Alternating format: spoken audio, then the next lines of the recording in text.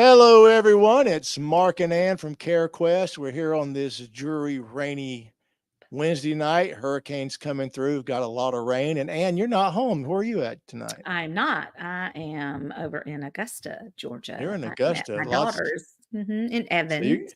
so Yep. you're going to have to swim home tomorrow if you get the chance, right? Well, that's a whole debate on whether I'm going to get to come home tomorrow or not. So we'll Well, see.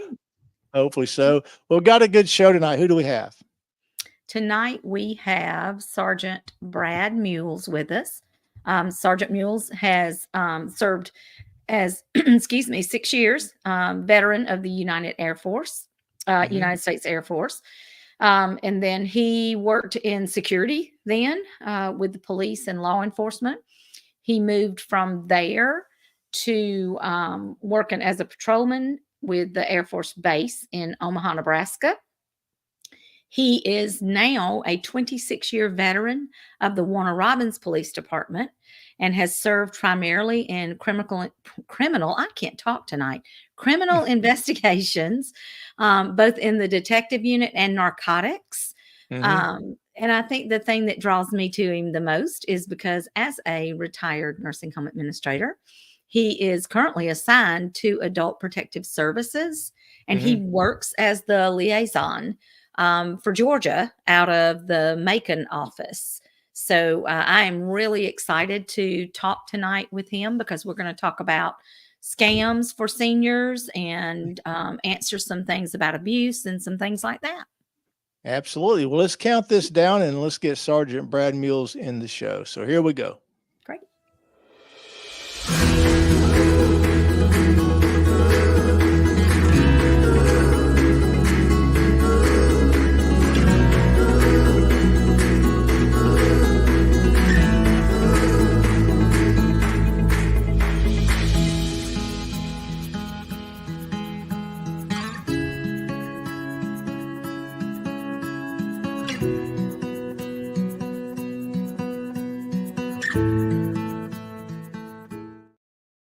Sergeant Brad Mules, welcome to the show, sir. Thank you, Mark. Thank you for having me. Hello, Ann. Hi, we're glad Thank you you're for here. your military service and for your service with the police department. I have all due respect for gentlemen like yourself, so my heartfelt thanks for all that you do. And Thank you, with sir. that being said, why don't you just kick it off and tell us a little bit about yourself, and then Ann's got some questions for you. Yes, sir. I'm, like you said, Ann, I'm a 26-year veteran in Warner Robins Police Department. I'm originally from Minnesota before I joined the Air Force. I did 6 years in the Air Force, and then back in 1997, I was going to return back to Minnesota to continue my schooling. And with the 40-degree below zero wind chills, I received a call from Chief Dan Hart. He offered me a job here in beautiful Southeast Georgia, Middle Georgia. Came back, and I've loved it ever since. I've got 3 children and currently in Adult Protective Services for the department, serving as a investigator for Adult Protective Services. Awesome. Now, see, you came from the opposite. You came from the bitter below zero to where now you're in the South, and if it gets 32 degrees, they shut everything down. If there's a little sprinkling of snow, they raid the grocery store. So you had to do the opposite. Yes, sir. Yeah. But the troubling thing is when they see the Minnesotans shivering because of the cold at 30 degrees, I say something stupid like it's a different cold. Like it's a different kind of heat, right? You're right. I told him today at the building, because I'm doing the interim. I told him today, I said, you know what's going to happen is we're going to start getting call outs, because that's what happens on the nursing home side of this. You get all these call outs. And I said, there was a joke that went around several years ago, and it was a ruler that was laying on the ground. And y'all know here, we don't get snow, we get ice. So it was a little ruler laying on the ground with a strip of ice beside it. And it said, I can't come to work, we got a foot of snow. And I said, that is true. That is what will happen. So, absolutely. Yeah, Well, all the bread and milk will be gone, Yeah.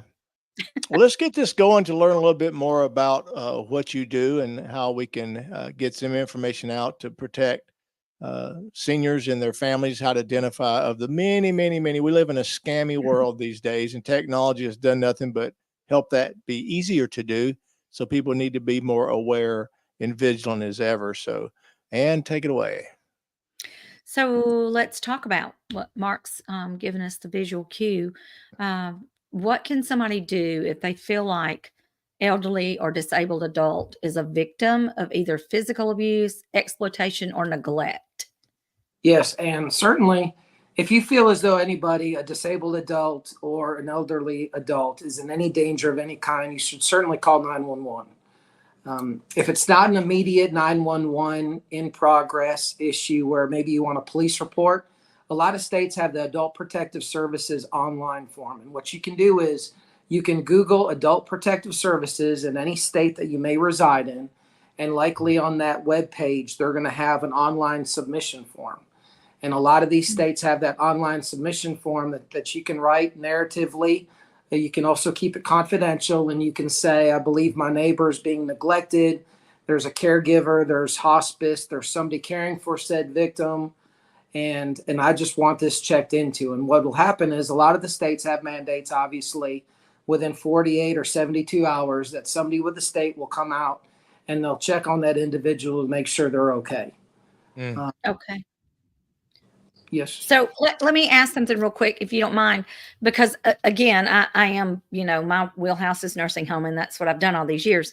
So, and I have dealt with adult protective services, but I want to be clear with everybody because I know it works that way for someone in the community. So if you get a call and there's someone living in a nursing home, am I correct in that adult protective services typically, because I've gotten calls as the administrator from you guys just to double check on someone, but Yes, typically do you consider the nursing home more of a safe environment, or would you do something if someone called and they had a loved one in a nursing home and they felt that way? Because I know how to tell them when you're there at the nursing home, but how would that work?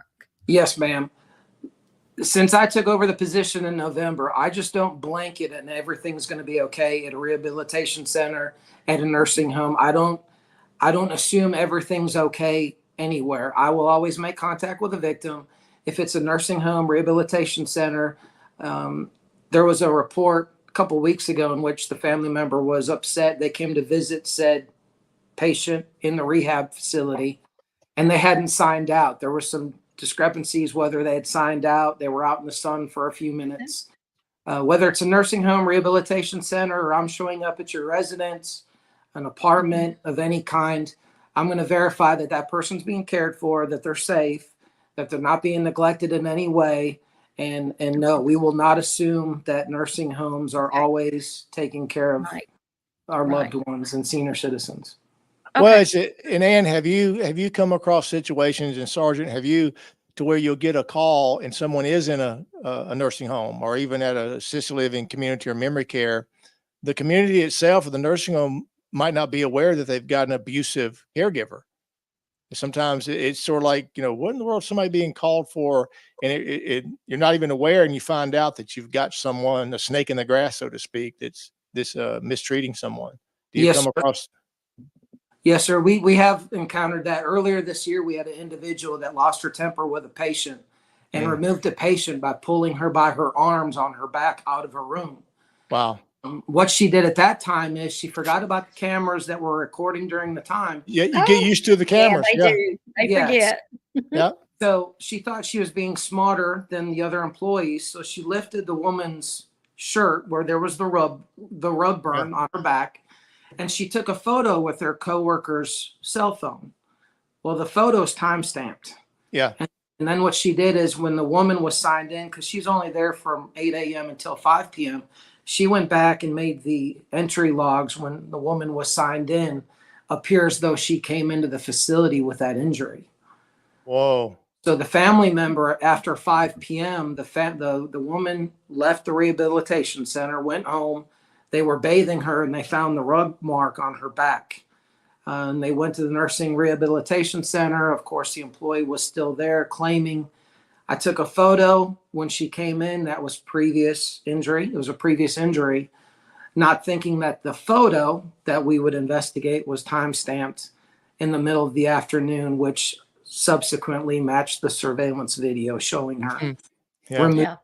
Well, and I can tell you, even as an administrator, that situation I would have had, number one, you better not be taking a picture of a patient with a cell phone.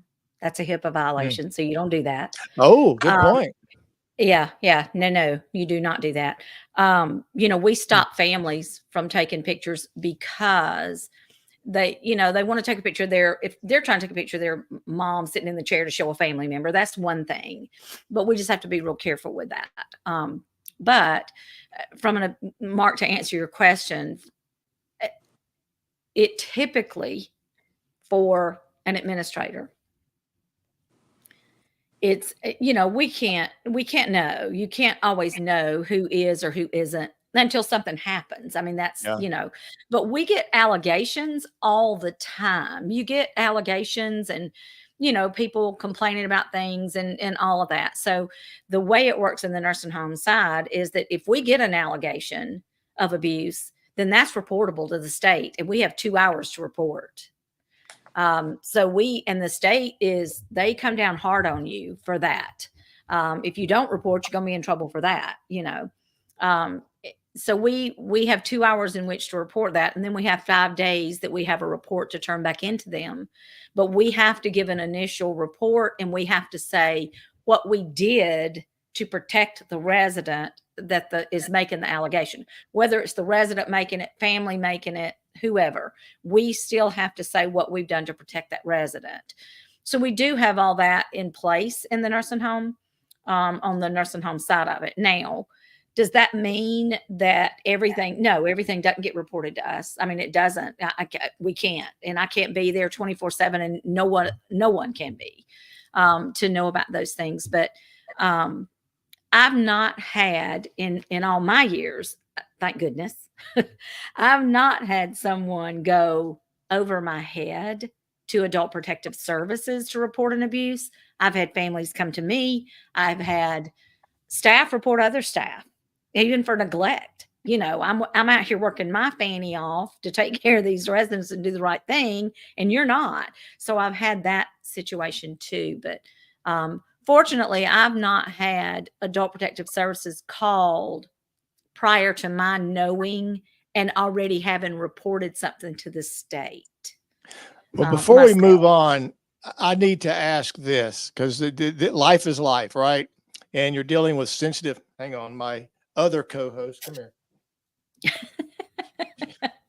Aww. She wanted to get in my lap, and she gets what she wants. But being in the real world, and this has had to have happened. If my mother had one of her nurses abuse her, what do you suggest to people like myself that wants to take matters into their own hands? Call Adult Protective Services. But you understand what I'm saying? Do you come across home. those situations to where someone, Yeah. A family member goes, they're not getting away with this, and they have a hard time being patient, waiting on authorities to do what should be done?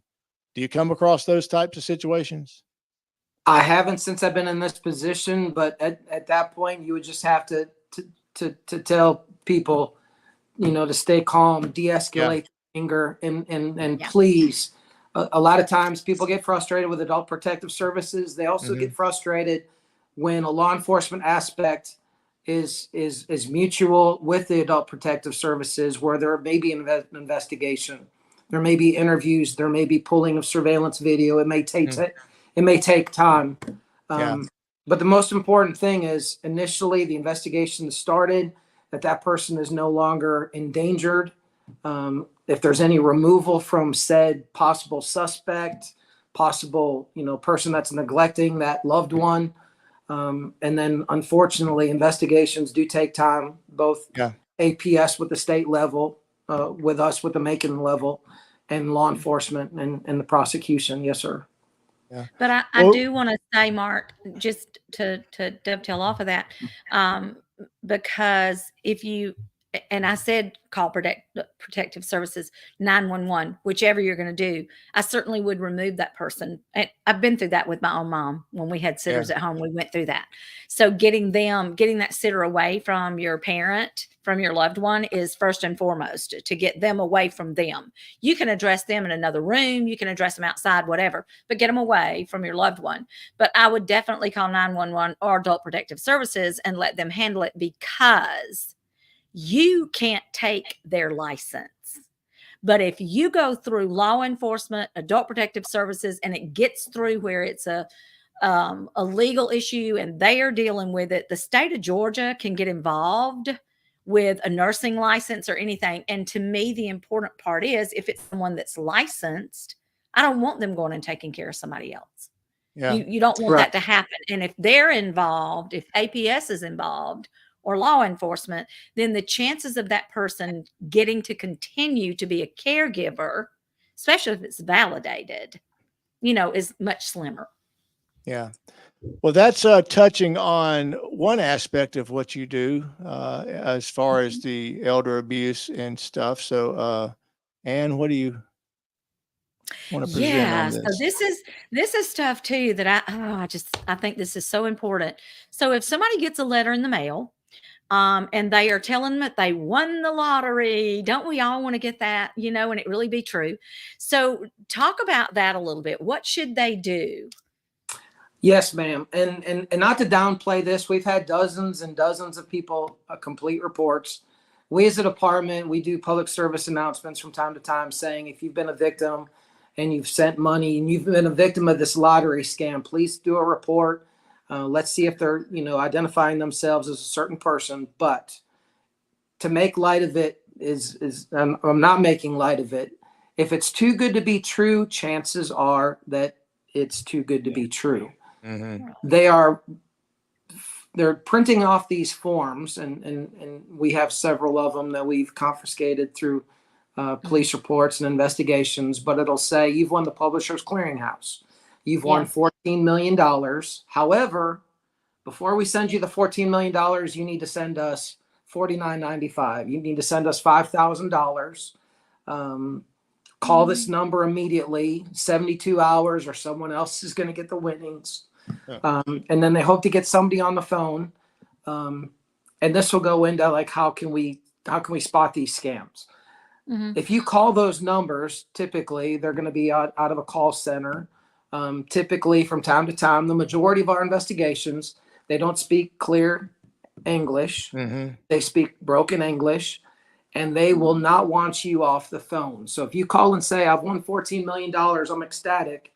And you say, I would love to give you your $5,000, but my bank is in Santa Fe, New Mexico. They will hold until you drive to that bank. I promise you. We've had people that have said, I just moved from Atlanta. I want to win the $14 million, but my bank is in Alpharetta. They will hold on the phone. They do not want to interrupt that phone call. But we'll get into that in a minute, how to spot like how it possibly could be. But I get those emails. I'm sorry, excuse me. I get emails even on this Publishers Clearinghouse thing, and I know better, so I immediately delete them. I get text messages and I delete them and report as junk. My phone lets me do that. But these are legitimate looking emails and things that people are getting. Yeah. They really look real, like they have their logo in the whole 9 yards. Yeah. And certainly if somebody is receiving this and they live alone and they don't have anybody to share this with, or they're a private person, they want to talk to somebody. Yeah. Yes. So we always, talk to a neighbor, talk to somebody that you trust. But the last thing you want to do is immediately pick up that phone and speak to somebody who's going to talk you into going to your bank, getting out a large sum of money, and typically sending it via Bitcoin to their enterprise. Yeah. Yes. I have a grandson. I've seen there's some shows out there that they actually scam the scammer. So they'll pretend like they are an elderly person and they'll hack into the scammer's computers and they expose them. It's pretty crazy to watch, and they freak out when they have the tables turned on them. But yes, sir. Yeah, still a scam. Yeah. Either one. So, what are some of the signs and clues that somebody can look for to determine if it's a phone call is legitimate or it's a scam, or how does that work? Sure. Not everything's going to be as easy as you get a phone call saying your granddaughter named Tiffany's in jail and needs immediate bond money, and you don't have a granddaughter named Tiffany. Yeah. A lot of these scams, though, they've done their homework. They know who the family members are. They know. We had a scammer in Warner Robins would drive around and look at time of day and vehicles that were at the house, and came up with a publisher's clearinghouse. Luckily got somebody on the phone and, knew what time they came and went and who their family members were. But to spot some of these things, anything that's act now, if you look closely, use your English 101 possibly, a lot of these publishers clearinghouse will have broken English. The use of their verbs will be incorrect. If you can maybe spot that. But anything over the phone, act now. Our info commercials tell us that 24/7 on television. But anything act now, or if you get somebody on the phone calling you, with broken English, not saying that's a telltale sign that somebody's not, utilizing English as their first language. But typically speaking, a lot of these scams, it is broken English and act now and please stay on the phone. So just things to look out for. Well, I think what a lot of people don't realize, especially the older generations, like dad's 94, mom's 93, they don't realize that. Mark, you're garbled. I'm sorry. You're really garbled. We couldn't understand. I don't know if we've got still garbled. No, gotcha now. Okay. I don't know if there's a connection issue with the storm coming in. But a lot of people don't realize that, there's technology and there's a skip tracing to where you can actually do a background and find out your relatives and neighbors, et cetera. So when they call up these elderly people, that's how they're able to know who their grandson or granddaughter is and drop the right name and pretend like they're, in jail or whatever. And they trust the caller because they're old and don't realize, well, they know their name, so it's got to be them. So a lot of people don't realize what's available. Information is available. Right. I saw a story on Facebook. Now, granted, it's Facebook. I get that. Okay. But it's the same thing that you're talking about tonight, Sergeant Mules. And this lady was saying that she had her grandkids. They came in from the pool. She had 5 of them with her. Came in from the pool, gets the kids started. They're eating their sandwiches and her phone rings. And this lady on the phone says, "Mama, I'm in trouble. I've had a wreck." And puts a guy on the phone who says, "Hey, I'm here with your daughter," calls the daughter's name, talks her through all this, and then says, "Your daughter didn't have a wreck, but your daughter was in the wrong place at the wrong time, and she witnessed something she shouldn't have, and you need to pay me $1,000 for me to release your daughter." I mean, this lady is telling all this that happened to her so that other people could hear it. And in her story says her husband came home somehow. She ends up telling him something to get grab the debit card so she can get this person paid because she's thinking it's real and that her daughter's in trouble. And she left the house and starts down an interstate, and something happened in the phone calls. I don't remember all the details, but anyway, somehow in the phone calls, something happened, and her daughter sent her a text and said, "Mama, where are you? What are you doing?"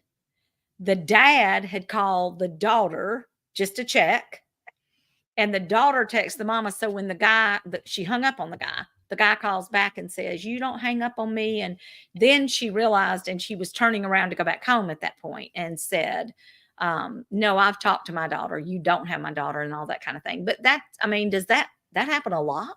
Is that something you've seen? It doesn't happen as much as social media is telling you it is. The recording of voices to sound like a loved one. I haven't experienced that with Warner Robins in any of my cases.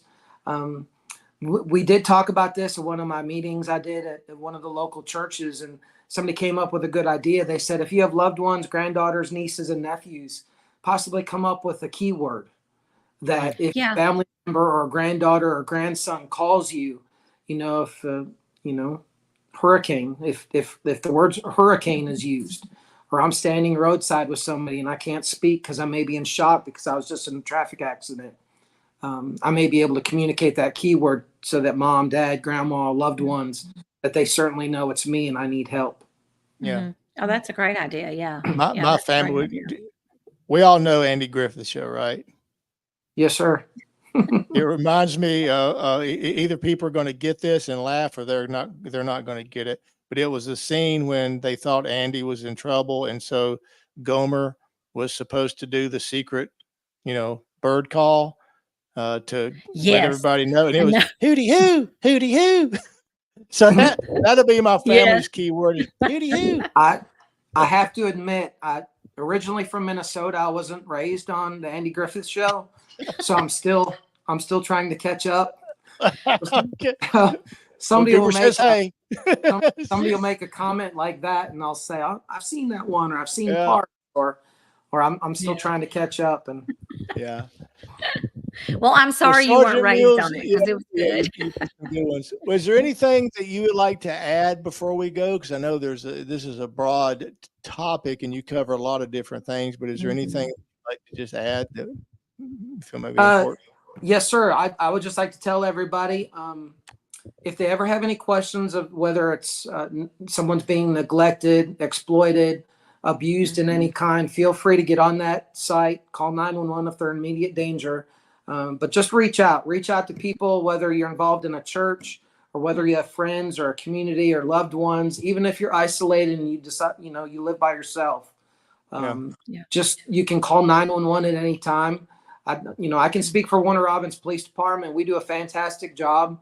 I not only follow up with the APS cases, but if we have a victim that's 55 years of age or over, and they've been a victim and should seek their own warrants, we do a good job with Warner Robins PD taking care of our elderly, disabled adults, and I try to assist in that in any way. So if you live by yourself and you have a question about something, no matter where you live, feel free to call 911. That's what law enforcement's for. We'll come out and, rest assured that you're safe. And we'll give we see these forms, Publishers Clearinghouse. We'll take a look at it, and that's what we're here for. We're here to help. That's great. Sergeant That's Mules, great to know. And I do want to add one thing too, Mark, because in what we're talking about, and when we talk about, either one of us are talking about abuse, I want people to realize that we're not talking about just physically abused or neglect being, well, they didn't feed them or they didn't do something. There's financial abuse that happens constantly, and it happens within families even.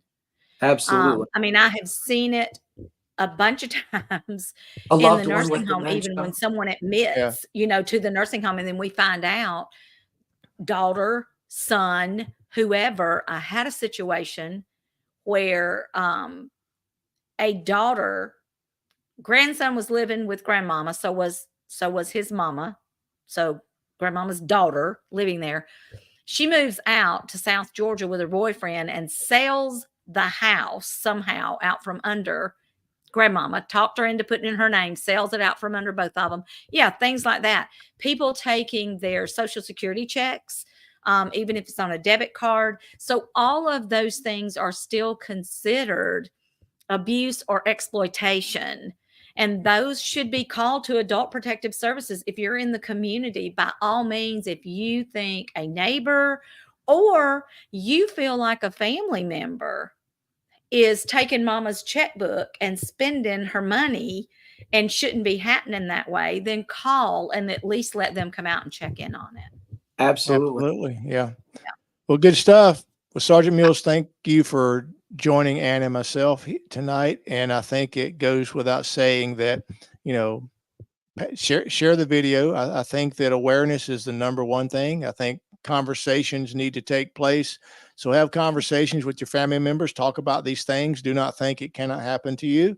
It happens every day. And just watching my own mom and dad it's easy to take advantage of elderly people. It really is. It don't matter how It is. sharp they were, how smart they were, what they've accomplished. It doesn't matter. It changes, and they're easy and they're vulnerable. So Sergeant Mules, thank you for what you do. Again, thank you for your service to our military as well as to the police Absolutely. department. Thank you, sir.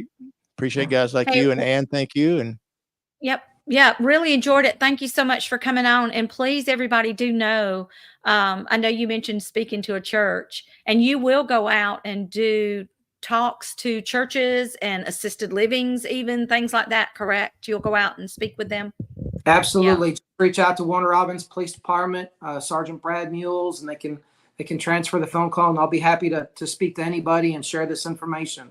Great. Very Yeah, good. great. You can reach out to Mark and I. We have his email. We have his contact information as well. We'll be glad to pass that along, get you in touch.